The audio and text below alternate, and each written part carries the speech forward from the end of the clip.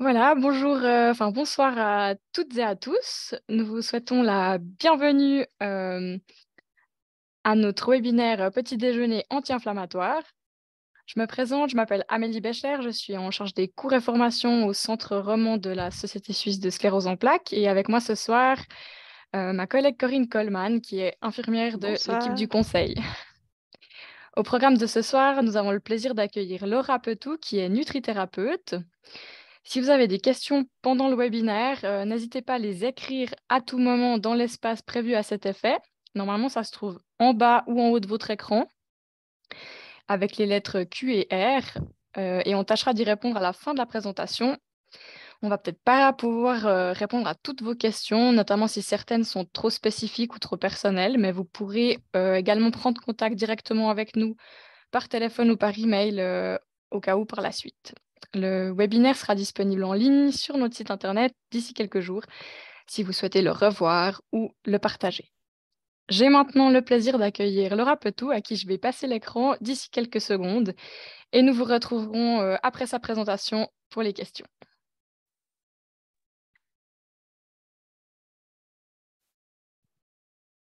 Bonsoir à toutes et à tous. Merci Amélie pour cette introduction.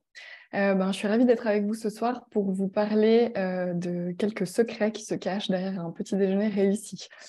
Alors, je vais partager mon écran.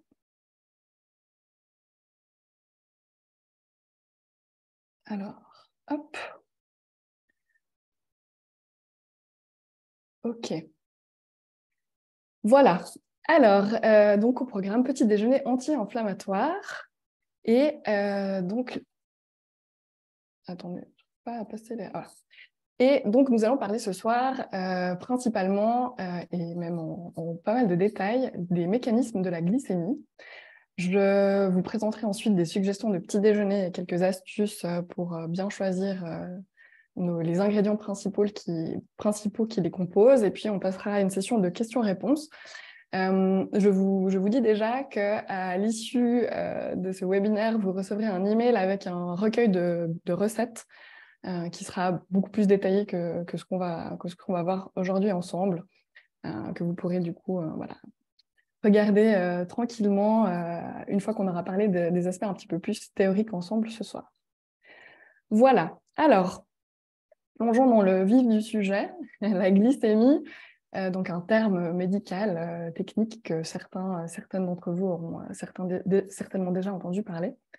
Donc, c'est la concentration en glucose ou en sucre, de manière un petit peu plus familière, dans le sang à un instant T. C'est, comme toutes les caractéristiques vitales du corps, quelque chose qui fluctue en permanence, c'est normal. Et puis, c'est un indicateur qui est influencé par divers facteurs, notamment l'alimentation, comme on va le voir ce soir, peut être également influencé par un effort physique ou du stress. Pourquoi je vous parle ce soir de la glycémie en rapport avec le petit déjeuner et donc le début de notre journée? Parce que le matin, c'est un moment où on est très sensible à cette glycémie justement, parce que c'est un moment de transition où le corps sort en fait d'un jeûne naturel qui a duré un bon nombre d'heures, peut-être 8, 10, 12 heures, en fonction de l'heure à laquelle vous avez terminé votre repas le soir d'avant, donc cet organisme est entré dans une phase de réparation cellulaire, tissulaire, et des phases de détoxification. On a beaucoup d'activités de mémorisation aussi qui se passent pendant la nuit. Bref, des fonctions vitales propres à cette phase de sommeil, mais finalement beaucoup d'heures pendant lesquelles le corps n'a pas été soumis à des informations externes. Il n'a pas été sollicité par quelconque nourriture, voire même quelconque image ou information qu'on aurait pu lui donner pendant cette période-là. C'est ce qui fait le matin et donc le petit déjeuner un moment où cette glycémie est très susceptible de monter rapidement. On aurait donc affaire à une courbe de notre glycémie, donc le taux de glucose qui aurait l'air de cette courbe rouge, avec une montée très rapide à pic Et évidemment, c'est quelque chose que l'on aimerait éviter à tout prix, et c'est ce qu'on va voir en détail aujourd'hui. Donc, petit rappel, j'ai parlé déjà de sucre. On voit ici écrit voilà, glucides. Je vais utiliser ces deux termes de manière interchangeable durant ce webinaire. Les glucides, donc le terme glucide est le terme nutritionnel, hein, donc, qui décrit une grande famille de sucres. Donc les sucres lents et rapides, comme on appelait anciennement et qu'on appelle plutôt maintenant simples ou complexes. Un titre, une appellation qui reflète en fait leur structure chimique. Et donc, rappel, donc les glucides, on a dans la première catégorie tout en haut les glucides ou les sucres que j'appelle sucrés. Ça peut paraître un petit peu étrange, mais en fait, c'est le cas. Donc, les sucres qui sont facilement reconnaissables parce que justement, ils ont un goût sucré. Donc, voilà, tous les aliments qui contiennent du sucre blanc, peu importe quel type de sucre. Le miel, le sirop, les confitures qui contiennent évidemment énormément de glucides. Et puis, on a les sucres, les glucides dits complexes, que sont la famille des céréales et des farineux et des légumineuses, mais dans une moindre mesure. Et c'est souvent cette catégorie que l'on sous-estime, qui est pourtant extrêmement riche en glucides. Hein. On le voit là jusqu'à entre 50 et 80% de glucides, donc de sucre complexe, certes, mais de sucre néanmoins. Et donc, c'est vraiment aux céréales et à leurs dérivés farineux qu'il convient de faire vraiment attention quand on compose nos repas et particulièrement notre petit déjeuner. Les autres catégories voilà, sont évidemment moins chargées en glucides, donc ce sera des aliments beaucoup plus intéressants à intégrer. Et voilà, on le survolera également en temps voulu. Petite parenthèse ici, je vous invite à aller voir plus tard ou demain un paquet de riz peut-être que vous aurez chez vous et regardez sous les indications des valeurs nutritionnelles. Pour 100 grammes de riz, vous verrez que sous la partie glucides, vous serez souvent en dessus de 80% de glucides pour du riz. Voilà, c'est souvent des choses qui sont... c'est absolument gigantesque et on le sous-estime très souvent. Donc voilà, ça vous donnera peut-être quelques indications et manières d'identifier les sources importantes de glucides que vous consommez peut-être déjà, mais sans vous en rendre compte. Donc le matin, qu'est-ce qui pourrait faire grimper cette glycémie à pic? Je vous ai mis voilà, un peu les pires exemples, selon moi, qui pourraient vraiment vous desservir le matin. Donc les jus de fruits. Pour moi, il y a très peu d'aliments que je considère comme interdits. Je n'apprécie pas les extrêmes ou les restrictions vraiment fortes. Mais je crois que j'ai vraiment une exception avec les jus de fruits. Même ceux qui sont prêts, faits maison, voilà, on se retrouve avec littéralement du sucre sous forme liquide qui ne nécessite pratiquement aucun travail de digestion et qui va donc passer dans l'organisme extrêmement rapidement. Les viennoiseries, hein, évidemment, donc avec, à base souvent de farine blanche, avec du sucre ajouté, avec peut-être du chocolat, de la confiture, des choses comme ça. Les céréales, hein, on vient de le voir, qui contiennent entre 50 et 80% de glucides. Souvent, on a des mélanges de céréales, donc même plusieurs types de céréales qui viennent voilà, ajouter chacun leur part de glucides. Et puis, souvent les yogourts, y compris allégés. Hein. On ne parle pas de calories ici, hein, on parle vraiment de glucides, donc ça n'a rien à voir. Même des yogourts allégés peuvent contenir énormément de sucre. Et puis, particulièrement ceux qui sont aromatisés voilà, aux fruits. Vous regarderez aussi à l'occasion les étiquettes des valeurs nutritionnelles et vous verrez les quantités astronomiques qui se trouvent dans ce genre d'aliments. Donc voilà, évidemment que je caricature, hein, je prends délibérément des exemples un petit peu extrêmes pour vous illustrer le propos de la glycémie ce soir. Mais voilà, c'est quand même le but de cette présentation. Donc voilà, on s'imagine le matin boire voilà, un jus de fruits pressé, manger peut-être un croissant au chocolat et boire un café. On se retrouve donc dans une situation où donc sur la courbe rouge là, qui nous montre le sucre, une montée très à pic de notre taux de sucre sanguin, avec donc la courbe qui monte rapidement. Et donc, ce qu'il faut bien comprendre ici, c'est que la digestion commence dans la bouche. Il ne suffit pas, il n'y a pas besoin d'attendre que nos bouchées ou que notre bol alimentaire atteigne, par exemple, l'estomac ou l'intestin pour commencer à absorber les sucres de notre assiette. C'est vraiment déjà dans la bouche qu'on a énormément d'enzymes digestives qui se trouvent dans la salive, qui vont enrober nos aliments et qui vont déjà un petit peu s'attaquer à certains composants nutritionnels de nos aliments et particulièrement les glucides. Ces petites enzymes dans la salive, elles adorent les glucides. Ça veut dire que, comme je l'ai dit, par exemple avec un jus de fruits, une gorgée de jus de fruits, même déjà dans la bouche, même si ça passe vite, dans la bouche et déjà dans le début de l'œsophage, ces enzymes digestives vont aller commencer à absorber, déconstruire ces aliments et faire passer le sucre dans le sang rapidement. Et le sang, qui est donc le fluide vital par excellence, doit être géré en permanence dans des paramètres extrêmement étroits. C'est-à-dire qu'il n'y a pas beaucoup de marge de manœuvre en ce qui concerne les paramètres du sang, quels qu'ils soient, mais donc glycémie y compris. C'est-à-dire qu'avec ce genre de petit déjeuner, on va rapidement, comme on le voit d'ailleurs sur la courbe, on va rapidement passer au-delà de la norme qui est acceptable pour le corps en ce qui concerne le taux de sucre sanguin. Donc à ce moment-là, le corps va émettre un signal d'alerte en disant voilà, attention, il se passe quelque chose, j'ai beaucoup trop de sucre dans le sang et il faut réagir. Donc cette alerte va être perçue par le pancréas, qui est l'organe responsable de la sécrétion de l'insuline. Vous avez certainement déjà entendu parler de l'hormone que l'on appelle l'insuline, qui est notre deuxième protagoniste dans cette histoire, donc que l'on voit illustrer là avec la courbe orange pétillée, qui donc, environ peut-être 15 minutes après le début de notre repas, va entrer en jeu pour faire face à cette surcharge de sucre dans le sang.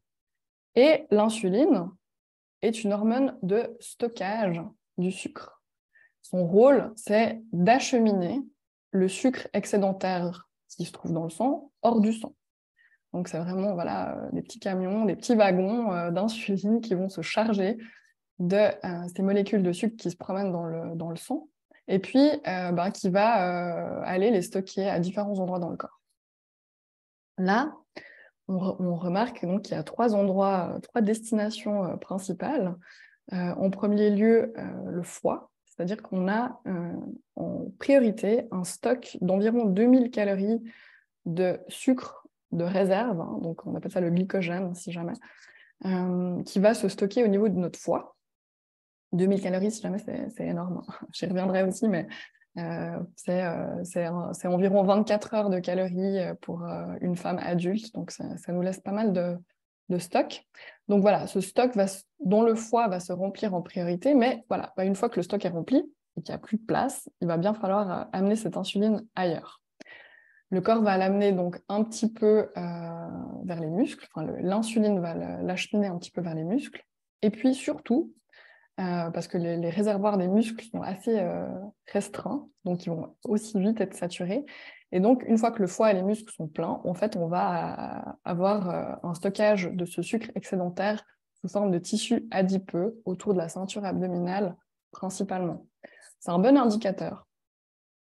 Dans la plupart des cas, si vous avez déjà peut-être un petit peu de masse grasse qui est installée autour de la ceinture abdominale ou que vous voyez actuellement ou dans le futur un peu de volume s'installer à ce niveau-là, c'est la preuve que vous avez que votre corps ou que votre manière de vous alimenter provoque beaucoup trop de yo-yo de glycémie. Donc voilà, du coup, vous êtes d'autant plus concerné par le webinaire et le contenu de la présentation de ce soir. Donc, ce qui se passe, c'est que cette insuline achemine ce sucre excédentaire dans ces trois endroits.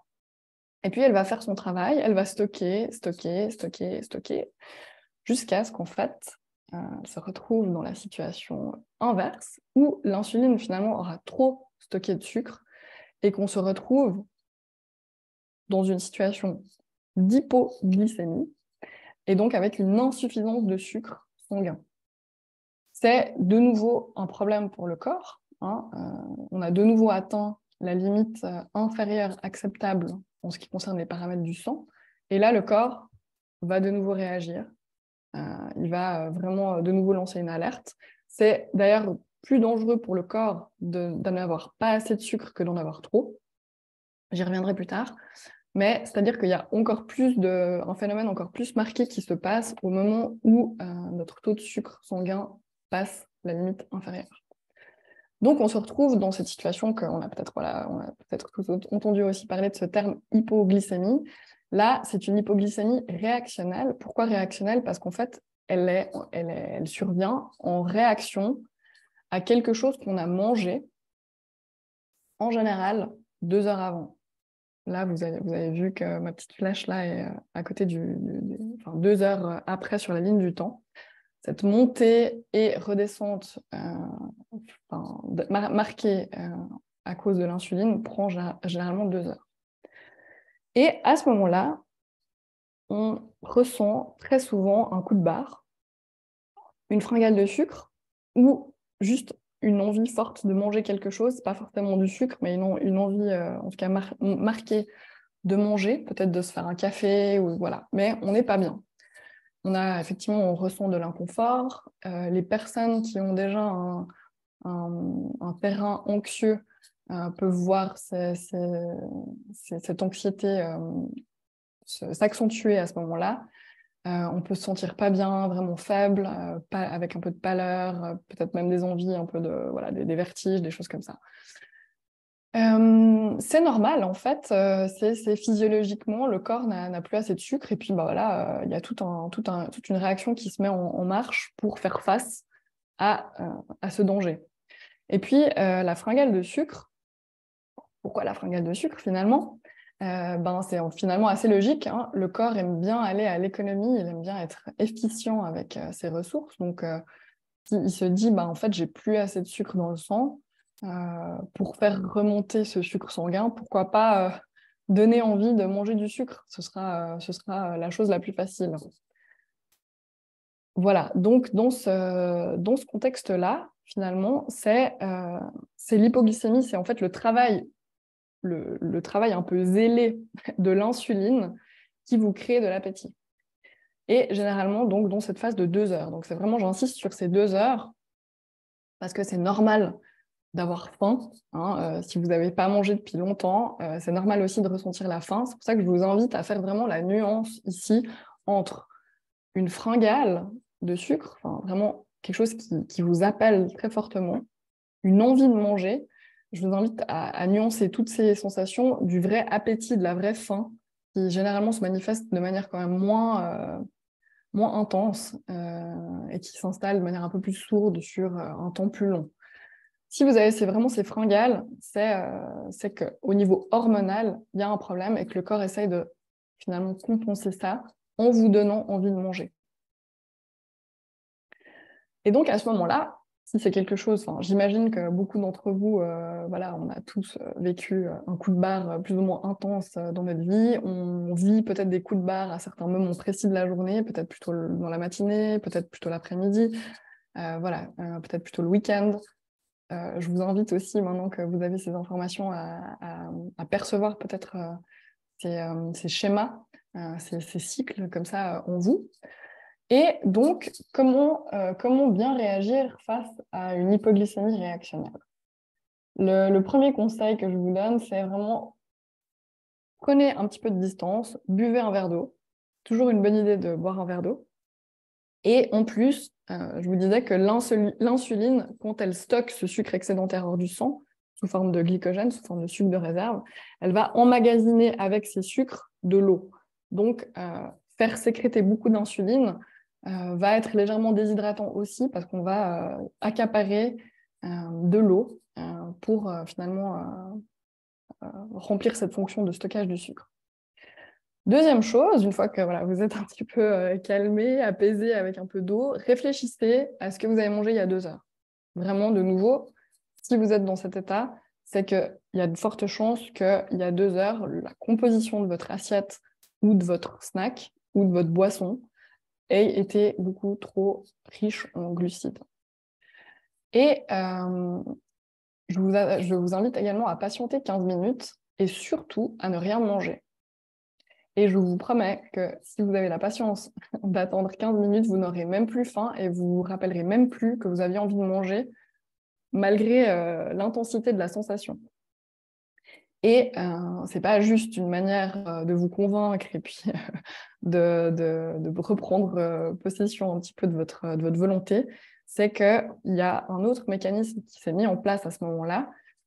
Et puis ces 15 minutes, en fait, c'est simplement le temps qu'il est nécessaire de laisser à l'organisme pour que cet autre mécanisme puisse arriver au bout en fait, de son objectif. Donc là, toujours sur ce petit tableau de régulation de la glycémie, on a une deuxième actrice qui est l'adrénaline, qui donc, comme vous le voyez, entre en jeu au moment où on passe au-dessous du seuil fatidique et où la glycémie commence vraiment à être trop basse.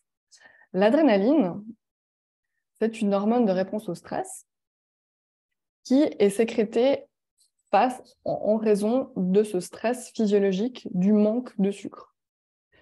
Et cette adrénaline, elle a la fonction inverse de l'insuline, c'est qu'elle a la capacité d'aller déstocker les sucres de réserve. Donc, elle va aller donner ces informations aux différents endroits du corps et casser ces molécules de sucre de réserve pour les rendre de nouveau disponibles à l'organisme pour normaliser la glycémie, le taux de sucre sanguin. Et il est nécessaire d'attendre généralement 15 minutes pour que ce travail se fasse. Au moment en fait, où on a la fringale de sucre, où on a le coup de barre, c'est ça en fait, c'est cette sécrétion d'adrénaline qui fait qu'on n'est pas bien. C'est ça qui fait qu'on peut être anxieux, qu'il y a un inconfort, on a peut-être un peu de palpitation, vraiment, on se sent pas bien. Parce que l'adrénaline, hormone de réponse au stress, mais on associe tous l'adrénaline à la sensation forte, donc des sensations qui peuvent nous remuer un petit peu. Et donc, en fait, là, vraiment, cette partie-là et cette sécrétion d'adrénaline, c'est là que vraiment réside tout le potentiel inflammatoire d'un petit déjeuner qui contiendrait trop de glucides. C'est vraiment cette montée à pic de la glycémie, cette sécrétion d'insuline forte qui va engendrer une hypoglycémie équivalente et donc reprovoquer cette sécrétion d'adrénaline. C'est ça qui va nous créer vraiment un stress physiologique, un stress hormonal. Et donc, c'est ça qu'on essaye d'éviter absolument. On verra effectivement comment contourner ces petits pièges. Et donc voilà,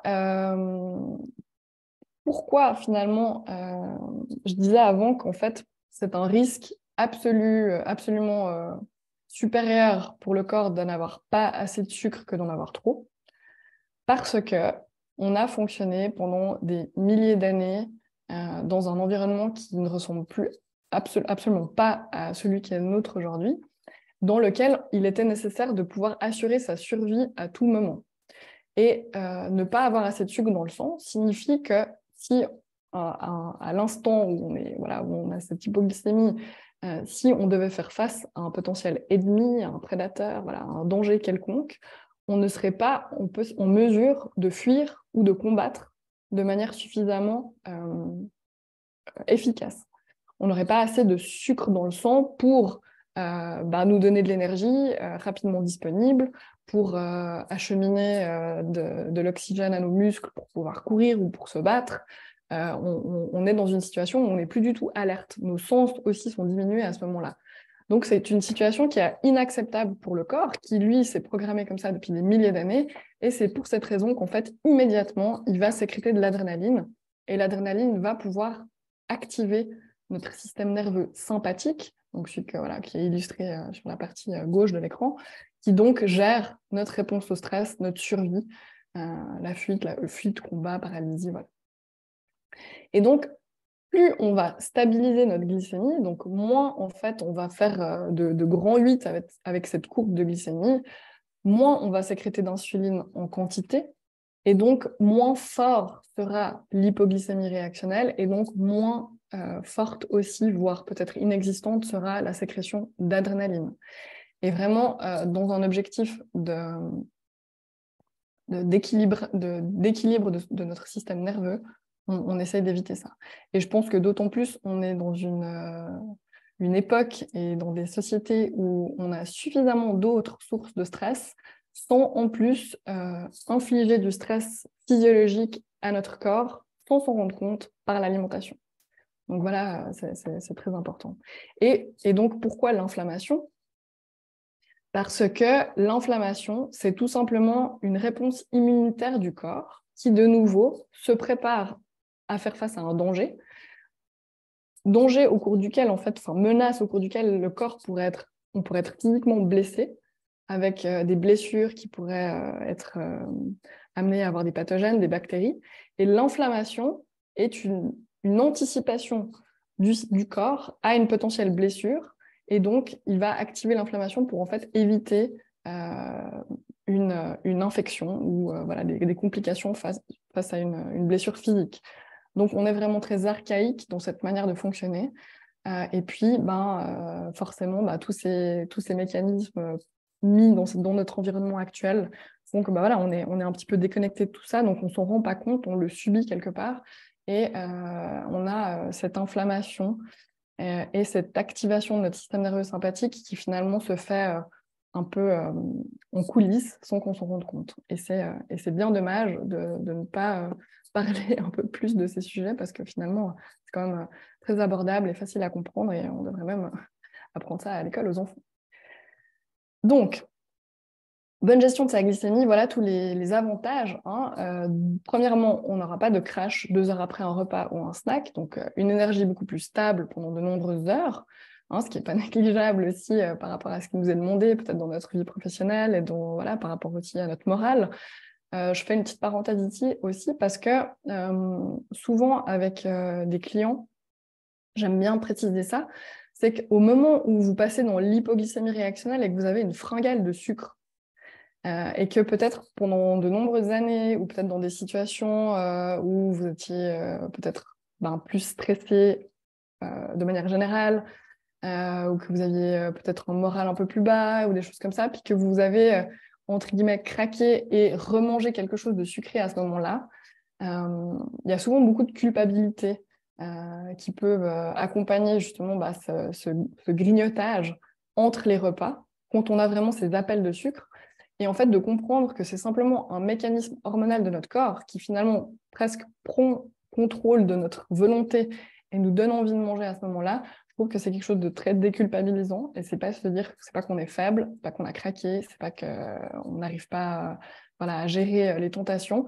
C'est juste la chimie de notre corps qui nous a poussé à agir d'une certaine manière. Donc voilà, je trouve que ça, c'est quand même aussi souvent... ça fait du bien de l'entendre. On a aussi donc un meilleur équilibre hormonal, donc je l'ai dit, moins d'inflammation, des humeurs plus stables aussi, parce que si on remange au moment où on a cette fringale de sucre, il y a de fortes chances qu'on relance la machine pour 2 heures et que de nouveau 2 heures après, on ait faim. Et que donc ça, au final, avec chaque fois peut-être un petit peu d'adrénaline sécrétée, c'est des choses qui vont en plus fatiguer notre système nerveux. En plus de créer de l'inflammation, en plus de créer de l'appétit, en plus de créer un coup de barre, voilà. On a en plus un système nerveux qui se fatigue finalement à force de devoir gérer ce grand 8.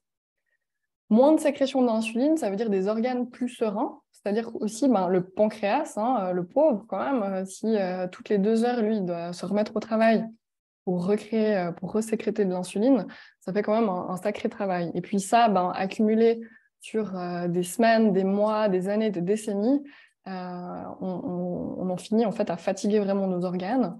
Et puis, c'est aussi vraiment ces phénomènes qui nous placent à risque de diabète de type 2, par exemple.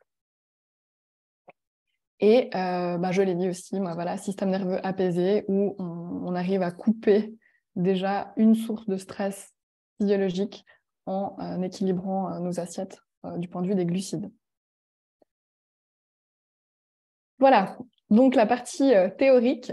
Maintenant, on va passer à vraiment des astuces un petit peu plus pratiques et concrètes. Donc finalement, comment déjeuner, donc comment sortir de ce jeûne naturel que nous vivons tous pendant la nuit de manière optimale. Donc avant de vous faire des recommandations de certains types d'aliments, j'aimerais aussi faire une petite parenthèse ici pour vous dire que la nourriture, c'est beaucoup de choses. La nourriture vient faire appel à beaucoup d'émotions, de sensations, d'habitudes. C'est culturel, c'est social, c'est très personnel. Donc, je vous invite vraiment à ne sélectionner que les choses qui vous parlent, qui vous conviennent. Je vous invite aussi, si vous avez l'intention d'opérer certains changements alimentaires, de le faire toujours avec beaucoup de bienveillance envers vous-même. Ne vous mettez pas la pression. Faites-le de manière progressive, incrémentale. Il ne s'agit pas de rajouter du stress au stress ambiant. Donc, ce n'est pas une injonction. Il ne faut pas absolument... Voilà. C'est des choses à prendre, à implémenter petit à petit, si ça vous convient, quand ça vous convient. Si vous arrivez à le faire pendant un certain temps et puis que vous lâchez, c'est OK. Revenez-y. Mais voilà, toujours beaucoup de bienveillance avec ça. Parce que la nourriture, quand même, c'est pas que des calories que l'on met dans notre corps. Ça vient faire appel aussi à énormément d'autres choses dans nos vies. Je fais également aussi une parenthèse ici pour vous dire que je parle énormément de glucides, évidemment, dans ce webinaire. À aucun moment, je vous invite à passer à un régime qu'on appelle cétogène, qui consisterait à couper complètement tous les glucides de votre alimentation. Il n'y a aucune raison à cela. Je vais juste vous montrer comment optimiser peut-être la quantité et la qualité des glucides que peut-être vous avez l'habitude de manger. Mais vraiment, à aucun moment, je vous recommande de faire ce type de choses, en tout cas pas seul et jamais sans la supervision, voire même l'accord d'un professionnel de santé. Hein, c'est très important. Donc, les grands principes pour le matin, c'est de partir sur un petit déjeuner qui serait donc riche en protéines, riche en bons gras, avec un petit peu de glucides. C'est aussi, comme c'est le matin qu'on est le plus sensible à la glycémie, on a besoin, on peut évidemment se permettre de manger un peu de glucides, mais c'est pas en plus les glucides qui vont nous faire tenir de longues heures. C'est pas ça qui va nous donner de l'énergie pendant de longues heures. C'est vraiment les protéines et le bon gras qui, eux, vont venir nous nourrir de manière intéressante et puis nous permettre d'avoir une énergie qui va être libérée de manière progressive, mais sur vraiment de longues heures. Je vous parlais des 2 heures du cycle de la glycémie tout à l'heure. Pour faire la nuance, un petit déjeuner bien pensé devrait vous rassasier pendant 4 heures.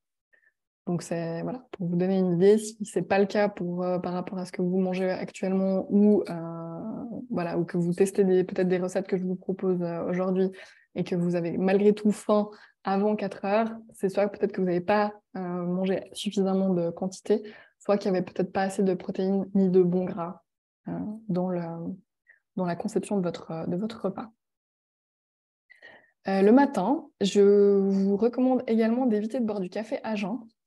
Le café, finalement, ne contient pas de glucides à proprement parler, mais le café est énergisant. Et en fait, pourquoi il est énergisant? C'est qu'il va venir appeler, finalement, il va donner une information au corps et l'inviter à sécréter de l'adrénaline et également un peu des fois de cortisol, qui est une autre hormone de réponse au stress.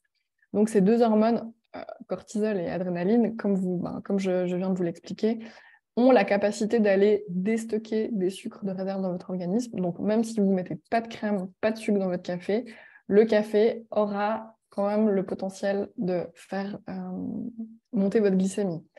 Donc, évitez de le boire à jeun. Je vous conseille de le prendre, d'avoir mangé en tout cas 2 à 3 bonnes bouchées avant de commencer à boire votre café. Bien mastiquer, hein, ça vraiment c'est un conseil qu'on entend peut-être souvent, mais qu'on applique beaucoup plus difficilement. Et vous n'imaginez pas les vertus d'une bonne mastication. Vraiment, c'est tellement important. Donc vraiment, mastiquer bien à chaque repas. Ça permet aussi d'être un petit peu plus présent, d'être un peu plus en conscience. Et du coup, d'appliquer la 3e recommandation de cette slide, qui est vraiment de aussi vous nourrir avec tous vos sens. Donc voilà, peut-être ordonner vos aliments de manière esthétique, une manière qui soit jolie, qui vous plaise dans votre assiette. Sentez, humer les aliments, écoutez le son que font les aliments dans votre bouche, peut-être les aspects plutôt croquants ou plutôt onctueux, des choses comme ça. En engageant nos autres sens que ceux les plus logiques, hein, que sont et le goût.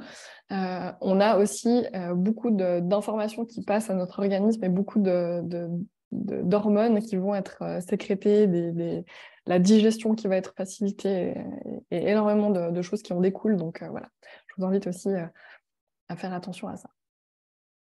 Donc, concrètement, hein, les aliments qui nous font plaisir le matin, c'est en l'occurrence, notamment les œufs, hein, qui sont vraiment super parce que voilà, ils sont riches en protéines, ils sont riches en bons gras et ils ne contiennent pas de glucides. Ça ne veut pas dire qu'on ne peut pas manger un peu de pain avec, hein, c'est tout à fait OK. Mais voilà, sous toutes leurs formes, les œufs le matin, c'est idéal.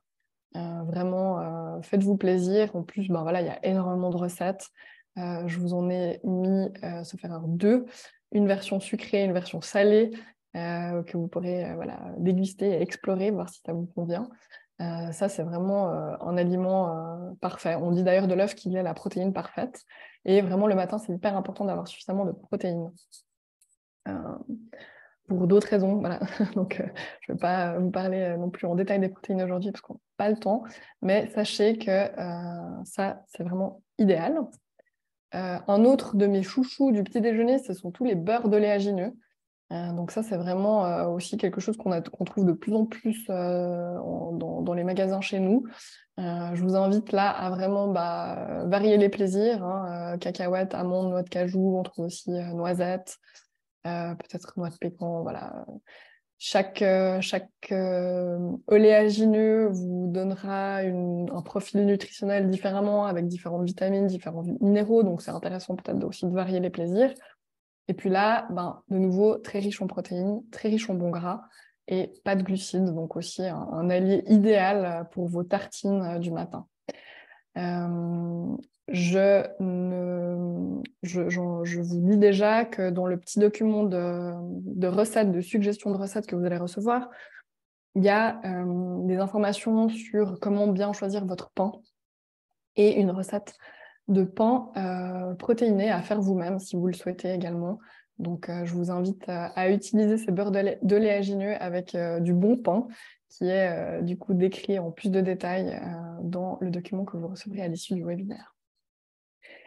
Les graines et céréales, alors c'est pas parce que j'ai dit en début de webinaire qu'elles étaient très riches en glucides qu'il fallait absolument ne pas les utiliser, c'est pas forcément le cas. Il faut simplement les associer à des choses qui feront que leur impact sur votre taux de sucre sanguin sera diminué. Typiquement, les flocons d'avoine, c'est vrai que c'est quelque chose qu'on trouve souvent dans les recettes du petit déjeuner. C'est effectivement des céréales, en l'occurrence qui contiennent pas mal de protéines et pas mal de fibres aussi, ce qui fait qu'en fait, ça va ralentir l'absorption des sucres contenus dans le flocon d'avoine dans votre organisme. Je vous disais en préambule que les jus de fruits étaient vraiment des bombes de sucre qui allaient arriver extrêmement rapidement dans votre organisme parce qu'ils ne nécessitent pratiquement aucun travail de digestion par le corps. D'où en fait, la vitesse rapide à laquelle ils arrivent dans le corps. Et donc, ce qui se passe, c'est que plus un produit va être riche en fibres et en protéines et en bons gras, plus le travail de digestion, en fait, de démantèlement, de déconstruction de l'aliment va être compliqué pour l'organisme. Et donc, plus les sucres qu'il contient vont être libérés lentement et donc arriver dans l'organisme, mais de manière progressive et non pas à pic, comme pourrait le faire un jus de fruits ou voilà, un croissant, voilà, de la confiture, voilà, que sais-je.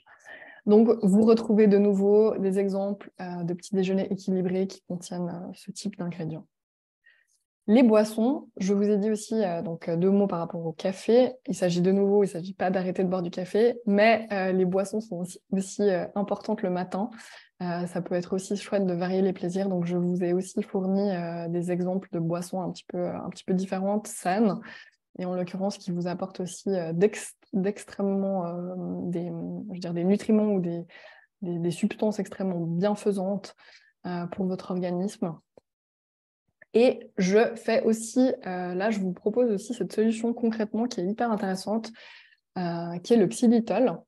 Le xylitol, malgré son nom un peu technique, chimique, est un sucre naturel qui est extrait issu de l'écorce de bouleau.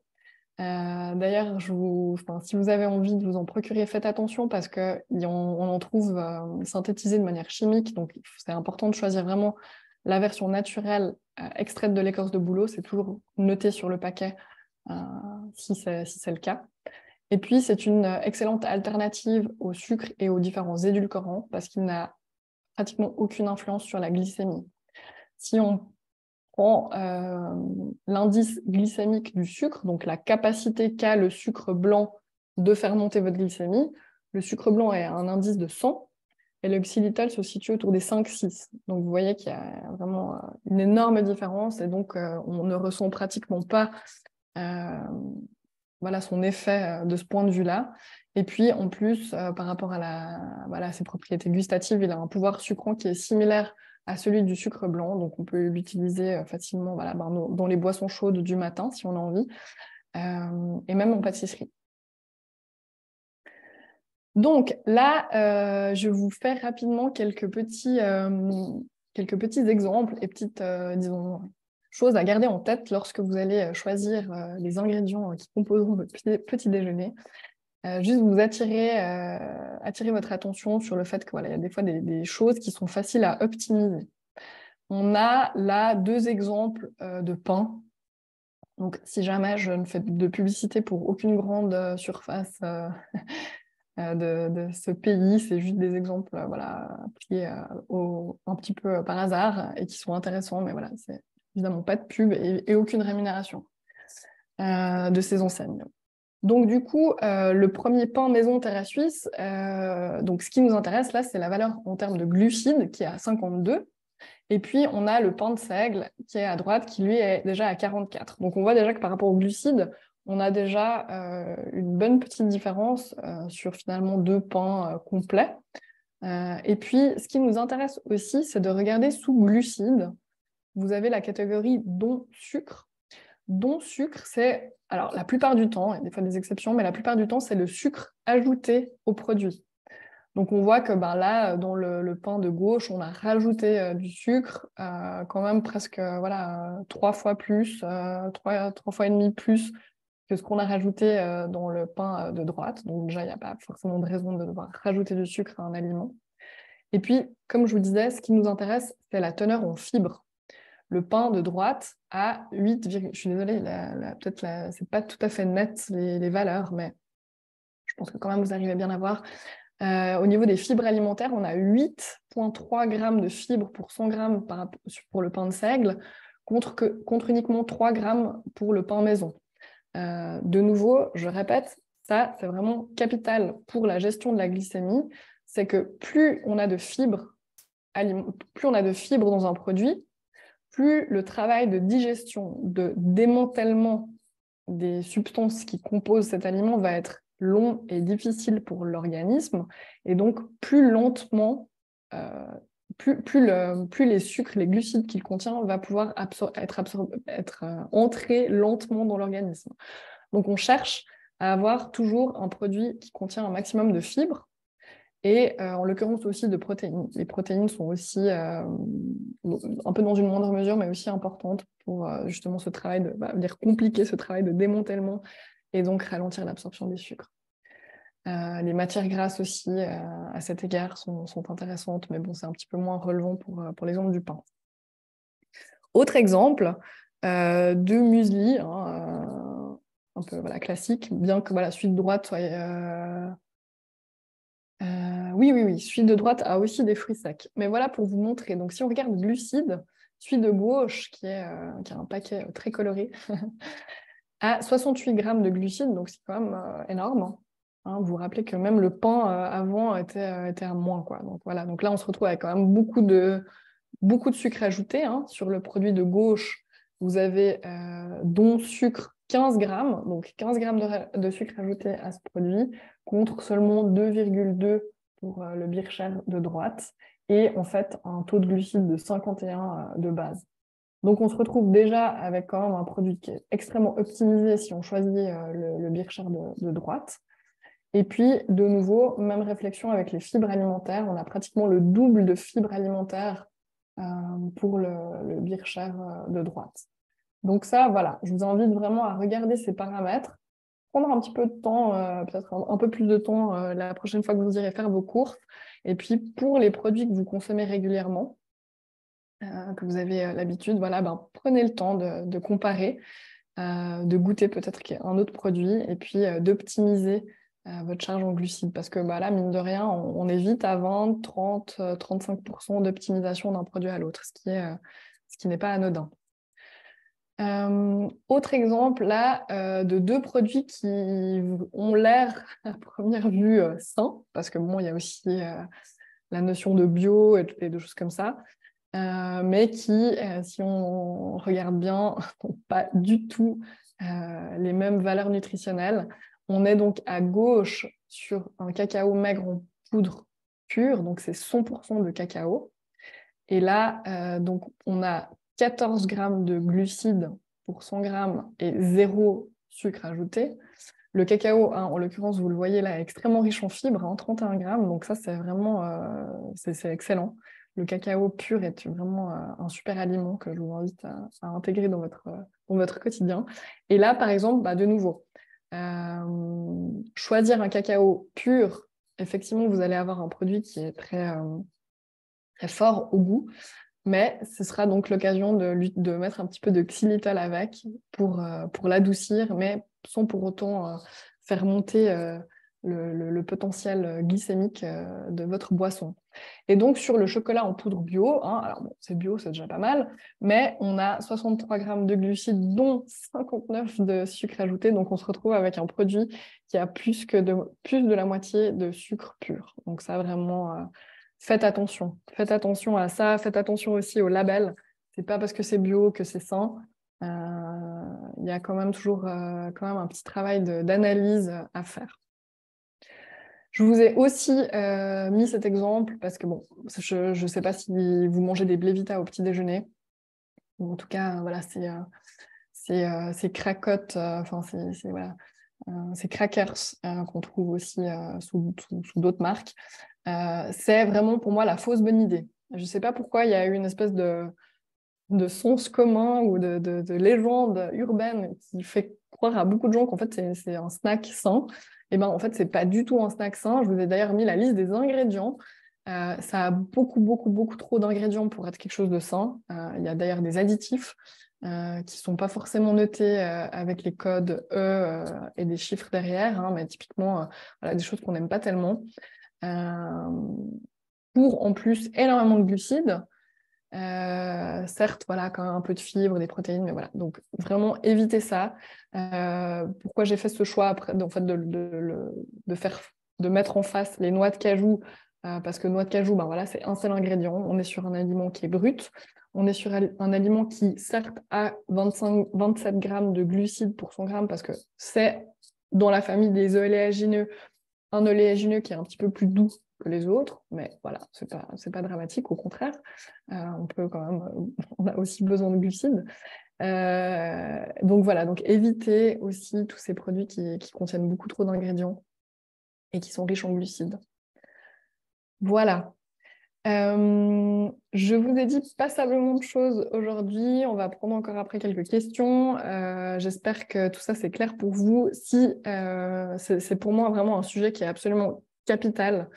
On parle souvent de la glycémie dans le cas du diabète, mais en fait, on devrait tous, pour toutes les raisons que j'ai évoquées, faire attention à ça pour notre énergie, pour notre santé, pour l'inflammation, pour notre système nerveux.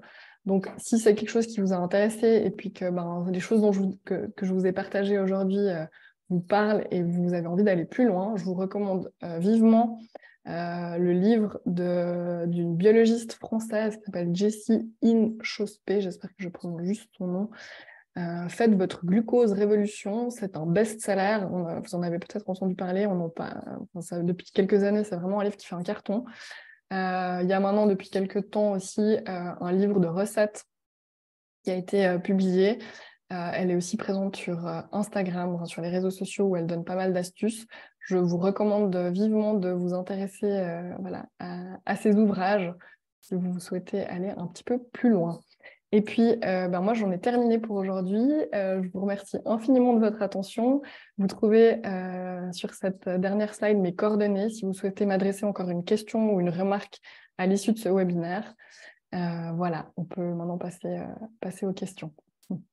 Je redonne l'écran. Voilà. Merci beaucoup, Laura. Alors, je repartage mon écran. Alors, très Effectivement, bien. on a eu quelques questions. Il y en a une ou deux auxquelles j'ai pu répondre en direct. Autrement, il y avait une question par rapport aux comparaisons que tu faisais entre les différents pains. C'était à savoir Oui. lequel était le mieux entre les deux pains. Ah oui, alors, pardon si c'était peut-être pas clair, alors c'était celui de droite, donc c'était le pain de seigle qui contenait moins de glucides et beaucoup plus de fibres. C'est ça, hein? Oui. Très bien. Alors, j'enchaîne, on fait l'une après l'autre, comme on a dit. OK. Il y a une autre personne qui demande, par rapport au petit déjeuner, si le café décaféiné, ce serait une option. La question, elle a été posée quand tu parles du xylitol, cette erreur. Mhm. Oui, alors effectivement, le café décaféiné, si on rajoute pas de crème ou de sucre, voilà, effectivement, ne va pas venir solliciter notre système nerveux et donc provoquer potentiellement une sursécrétion de cortisol ou adrénaline qui va faire monter notre glycémie. Donc oui, c'est une bonne idée. Surtout que le matin, on a, au niveau de notre cortisol, on a déjà une production de cortisol qui normalement est intéressante. Donc, ce serait plus intéressant de boire le café peut-être à d'autres moments de la journée où là, on a vraiment plus besoin. Mais oui, c'est une bonne option. D'accord, merci. Et puis le xylitol est bon, mais n'est-il pas mauvais pour l'estomac? Alors, pas que je sache. Après, effectivement, il ne faut pas en abuser. C'est clair qu'il faut. C'est effectivement. C'est un sucre qui pourrait disons, créer quelques ballonnements pour les personnes qui peuvent être sensibles, effectivement. Mais de nouveau, effectivement, avec parcimonie. Et puis, comme il a voilà, l'idée, c'est de quand même disons, se diriger vers des aliments qui sont naturellement, qui ont des taux de glucides intéressants, donc c'est pas l'idée non plus de devoir repartir sur quelque chose qui est ultra sucré en utilisant des grandes quantités de xylitol. Mais ça dépend effectivement des sensibilités digestives de chacun. Mais j'ai jamais eu vraiment de mauvaises expériences avec ça. Merci. Il y a une autre personne qui demande si c'est conseillé de boire un verre d'eau le matin à jeun. Si oui, combien de temps faudrait attendre avant de continuer à manger par la suite? Alors oui, le verre d'eau le matin, c'est effectivement le bon réflexe, hein. On n'a évidemment pas bu pendant de nombreuses heures, hein, j'imagine, pendant la nuit. Donc de réhydrater le corps, de lui donner un bon verre d'eau, ça aussi, ça aide à faire un espèce de nettoyage, hein. Il y a eu beaucoup de toxines qui ont été libérées pendant la nuit, donc ça permet de drainer un petit peu tout ça. Et je pense qu'il n'y a absolument pas besoin d'attendre. On peut manger directement si on a envie, hein. Il n'y a pas de temps d'attente à respecter pour l'eau. Ok, merci.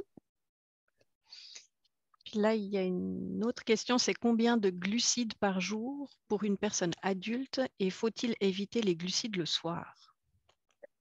Alors, j'aime pas tellement donner, moi, C'est ça. de chiffres parce que, bon, déjà, je sais pas la corpulence, l'état de santé, la quantité d'efforts physiques, le type de métier, si vous êtes assis, si vous êtes debout, si vous êtes... voilà. Donc, c'est difficile de dire. Là, si vous voulez des recommandations vraiment officielles et quantitatives, vous pouvez aller sur le site de la Société suisse de nutrition avec la pyramide alimentaire et les recommandations voilà, quotidiennes. C'est difficile pour moi de formuler un chiffre sans vous connaître. Merci.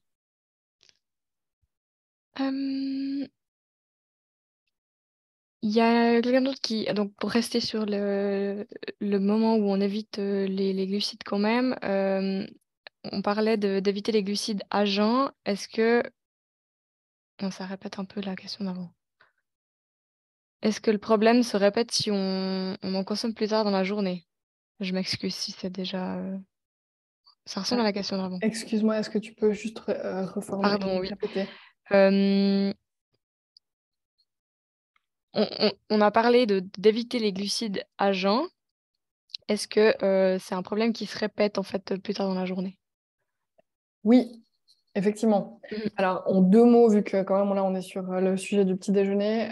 Alors, les idées de petit déjeuner que je vous donne, généralement, bah, c'est vrai qu'on a des glucides qui sont mélangés avec d'autres choses qui vont faire que l'absorption du sucre va être plus lente. Mais effectivement, si on prend juste, donc, pour voilà, juste vite faire un exemple d'une assiette, par exemple, d'un repas de midi, où vous auriez des pommes de terre, du poisson et des légumes. Effectivement, l'idée, ce serait de ne pas commencer par les pommes de terre en premier, mais de manger un peu des légumes, un peu du poisson, et ensuite de commencer à manger les glucides. Donc là, en l'occurrence, la pomme de terre. De nouveau, c'est toujours la logique, c'est on va occuper le système digestif et va être euh, occupé à digérer, à déconstruire les aliments qui sont plus riches en fibres et plus compliqués. Et ensuite, on va lui donner les glucides. Et donc, il aura moins d'occasion de se jeter directement sur les glucides. Et donc, ils vont être mis un petit peu à la queue leu-leu. Et les glucides des pommes de terre vont entrer dans l'organisme plus lentement. Donc, effectivement, même logique, si vous voulez, si vous mangez peut-être une tartine avec un œuf et puis une tartine avec du beurre de léagineux et un petit peu de confiture, par exemple, bah, ce serait de commencer par la tartine à cloves et de manger le sucré plutôt sur la fin. D'accord. Et Merci. du coup, j'ai une personne qui est allergique aux œufs. Par quoi est-ce qu'elle peut remplacer les œufs? Donc, tu avais parlé un peu des Bah, pâtes je vous ai donné d'autres oléagineuses. options, Voilà. effectivement, voilà, des céréales qui sont riches en fibres et riches en protéines. Donc là, ce que j'ai mentionné, c'était donc les graines de chanvre, les graines de chia, les flocons d'avoine. Et puis, vous retrouvez de toute façon des options concrètes dans le document de recette. Les beurres de léagineux, enfin toutes les autres options à part les œufs, hein, sont tout à fait, peuvent être utilisées en alternative.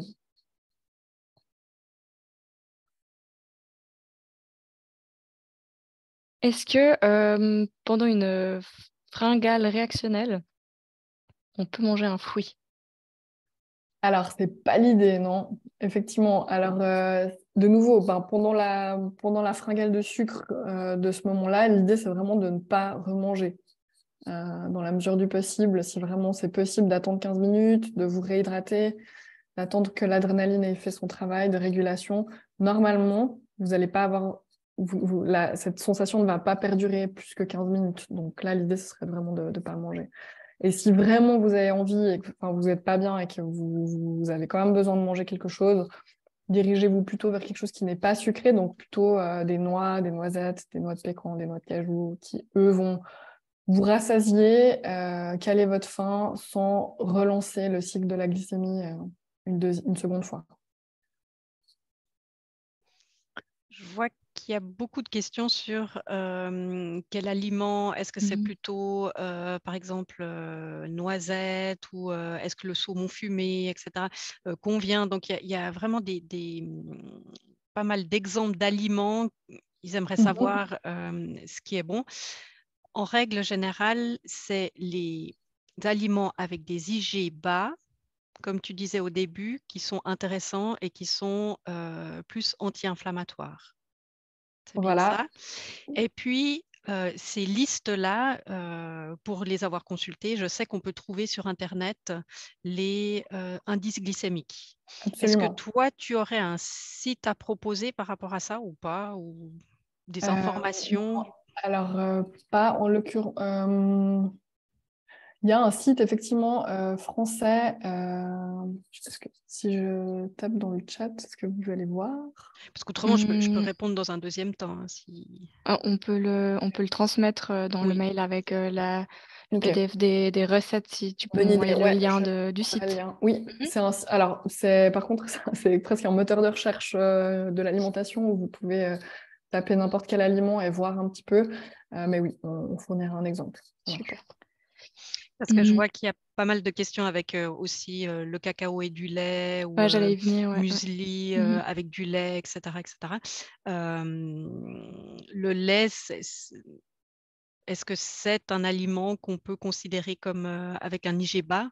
Les laits végétaux, oui, mais est-ce que le lait de vache, Alors, par c'est exemple? effectivement le lait de vache en moyenne a 5 grammes de glucides pour 100 millilitres et le Coca-Cola, par exemple, est à 9,5. Alors après, je vous laisse, disons, tirer votre propre conclusion si vous souhaitez, si vous pensez que la moitié, ça suffit, c'est suffisamment peu par rapport à un Coca qu'on pourrait imaginer être quelque chose de la plus sucrée possible. Donc voilà, le lait reste effectivement quelque chose qui quand même contient des sucres naturels, hein, le lactose. Mais pour autant, effectivement, on ne va pas manger ces céréales sans rien, quoi. Après, si vous souhaitez partir sur des alternatives végétales, le lait d'amande ou le lait d'avoine, qui est un petit peu plus sucré, me paraissent être les meilleures options. Je vous déconseille de partir sur des laits de riz qui, eux, seront vraiment trop sucrés. De nouveau, regardez, prenez le temps dans le rayon de regarder par rapport sous les valeurs nutritionnelles, la teneur en glucides du produit, puis peut-être juste un coup d'œil aux ingrédients. Regardez si des fois les laits peuvent être coupés, entre guillemets, avec du lait de riz ou même avoir des sucres ajoutés. Donc ça, c'est vraiment, il faut juste prendre le temps d'identifier un produit qui soit équilibré de ce point de vue-là. Et Euh, puis, ouais, je te coupe, vas-y. Amélie. Mais je me reposais la question par rapport au lactose et au gluten. Ça, c'est parce qu'on sait qu'il y a des régimes qui sont plus anti, ce qui est inflammatoire, c'est le lactose, c'est le gluten. Toi, c'est quoi ta position par rapport à ça? Alors, par rapport au gluten, effectivement, c'est quelque chose qui peut être irritant pour l'intestin. On en consomme beaucoup trop et beaucoup trop souvent et voilà, en trop grande quantité et trop souvent par rapport à nos besoins physiologiques, je dirais. Mais voilà, c'est culturel. C'est un produit aussi qui est industriellement facile. On en trouve partout. On a beaucoup de boulangeries. Les pains, les pâtes, les pizzas, c'est quand même quelque chose qui est à la base de notre alimentation. Si on n'a pas d'intolérance ou d'allergie, il n'y a pas de raison de le supprimer totalement. Par contre, je pense que ça peut quand même être intéressant de faire attention et puis d'en consommer peut-être un peu moins quand même, voir comment on se sent. Et alors après, c'est un autre débat. On sait aussi que malheureusement, les blés modernes sont maintenant traités de plus en plus avec des pesticides de type glyphosate. Et on se retrouve avec énormément de résidus de pesticides dans nos farines, dans nos céréales, dans les pâtes, dans ce genre de choses. Le glyphosate est un antibiotique à large spectre, donc même si on en consomme à toute petite dose, ça reste quand même quelque chose de fréquent dans notre alimentation. Donc, dans la mesure du possible, je recommande aussi de choisir des céréales bio pour éviter ce problème-là. Très bien. Moi, je voulais juste revenir sur la question du café décaféiné parce que c'est pas tout à fait la question qui avait été posée avant, comme on l'a formulée. Euh, C'était marqué dans les slides que le café du matin, même sans sucre, n'était pas une bonne idée à jeun.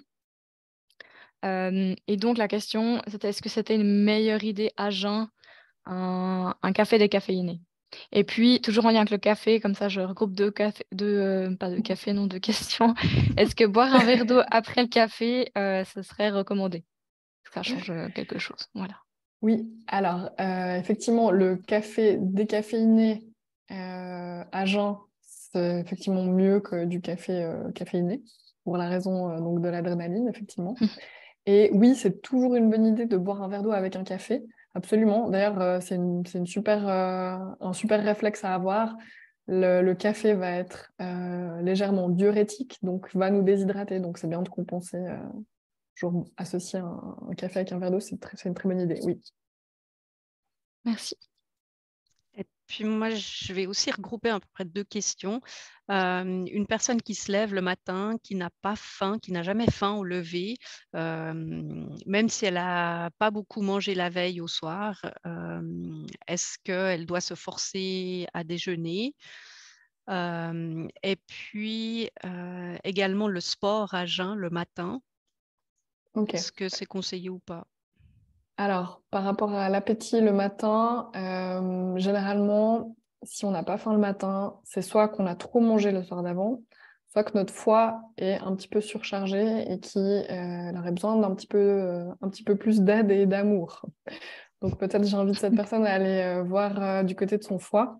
Voilà, peut-être un truc qui marche super bien, c'est de mettre une bouillotte chaude sur le foie le soir. Alors évidemment, attention, pas trop chaud, ne pas vous brûler. Ça aide à dégorger, ça aide le foie à travailler un petit peu mieux et puis peut-être à se dégorger un petit peu d'un peu plus de toxines. Ou peut-être effectivement, attention, regardez comment vous vous alimentez le soir, peut-être diminuer un petit peu les portions pour cette raison. Et l'autre question, c'était du coup le sport à jeun.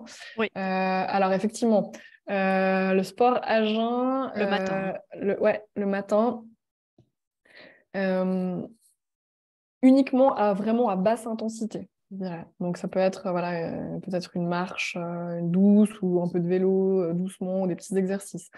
Le fait de ne pas manger le matin, ça pourrait mettre votre corps dans une alerte au niveau du système nerveux. Donc, de ne pas lui donner à manger, plus de le solliciter dans un effort physique, ça pourrait créer un stress qui, du coup, pourrait être quand même nocif. Donc, c'est pas interdit, ça dépend aussi de l'état de santé de la personne. Donc, si vous le faites, allez-y quand même doucement. Voilà. Merci. Merci.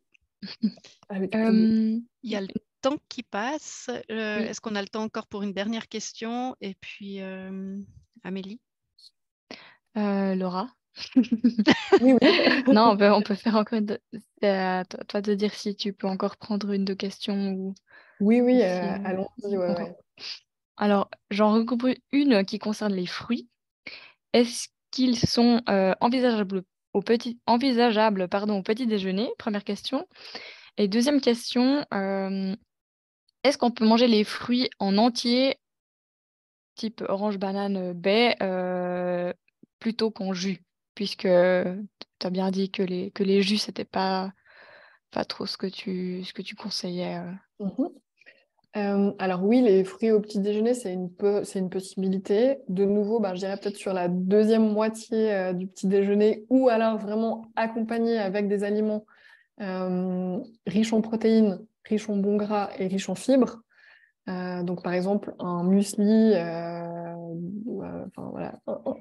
Basez-vous sur un des exemples de recettes que vous allez recevoir et puis vous verrez, il y a des options où vous pouvez ajouter un fruit. Une portion de fruits correspond à peu près au volume d'un poing fermé. Donc je dirais que c'est vraiment maximum, le matin, maximum un point, enfin le volume d'un point, voire même la moitié. Et jamais seul. Voilà. Donc oui, c'est possible. Et puis l'autre question, c'était, oui, effectivement, il vaut mieux manger un fruit en entier, bien le mastiquer, parce que justement, le fruit entier va avoir conservé ses fibres, sa structure de fibres, et va nécessiter un travail de digestion quand même plus conséquent que la même quantité de sucre, hein, parce qu'on se retrouve avec finalement une quantité égale de glucides dans le fruit entier ou dans le fruit pressé, mais son effet va être complètement différent dans le corps si on prend le temps de mâcher et de bien mastiquer et de manger le fruit en entier avec les fibres. Voilà. Super.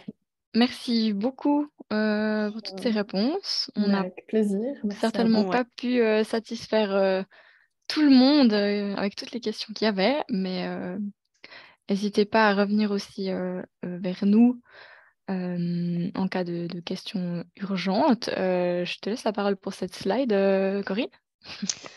Le conseil de la société CEP. Donc, on est à disposition pour une écoute, pour donner des informations aussi, ou bien pour des conseils si vous en avez. Donc, on peut aussi vous aider dans l'évaluation de la situation si vous avez des besoins. Donc, on est composé d'assistantes sociales et puis infirmières. Donc voilà, on peut également vous aider dans l'orientation, dans le réseau, accompagner également dans les démarches asécurologiques et notamment les démarches aussi avec l'AI. Ça, c'est tout à fait ce que l'on pratique tous les jours. Puis donc, nous avons une infoline. Je ne sais pas si c'est sur La l'autre slide slide. d'après, ouais. Donc, on a une infoline, voilà, au 0844 737 463 où soit une assistante sociale, soit moi-même répondons au téléphone. Et ça, c'est du lundi au vendredi de 9h à 13h. Ou alors, vous pouvez également nous faire un mail sur info@sclérose-en-plaque au pluriel.ch. Et puis, Ça, les c'est cours et quoi? formations à venir. J'en ai sélectionné un au mois de juin. C'est du paddle adapté à Yvonand. Et puis, vous trouvez comme d'habitude les prochains webinaires. Il y en a 2 qui devraient bientôt arriver en ligne. Je n'en dis pas plus, mais allez régulièrement jeter un œil si ce webinaire vous a plu. Et vous trouvez tout sur notre site sous l'onglet Nos prestations. Et ensuite, la rubrique cours et formation et encore la rubrique webinaire si vous préférez le webinaire. Alors, merci encore à Laura Petou pour cette super présentation. Merci à ma collègue pour l'aide dans les questions. Merci à vous toutes et tous pour votre participation ce soir. Nous vous souhaitons une belle soirée et à bientôt. Merci Merci, beaucoup. bonne Bonne soirée. soirée.